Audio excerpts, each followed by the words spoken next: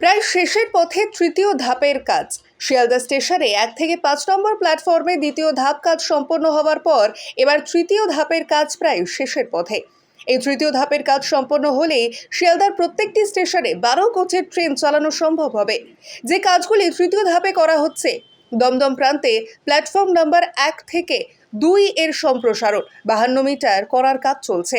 Platform প্রাচীরের ইটের কাজ, কপিং স্ল্যাব ঠিক করা, প্ল্যাটফর্মের মেঝেতে কংক্রিট করা সম্পন্ন হয়েছে। চেকার্ড টাইলস, ট্যাকটাইল এবং কোটা পাথর বসানোর কাজ চলছে। দমদম প্রান্তে প্ল্যাটফর্ম নাম্বার 3 এবং 4 এর সম্প্রসারণ 52 মিটার। দমদম প্রান্তে প্ল্যাটফর্ম নম্বর 4 এবং 5 এর সম্প্রসারণ 55 মিটার। প্ল্যাটফর্ম নম্বর 1, 2 এবং 3 এর সামনে একটি নতুন কনকোর্স এবং প্রবেশ বা প্রস্থান গেট স্থাপন করা হবে।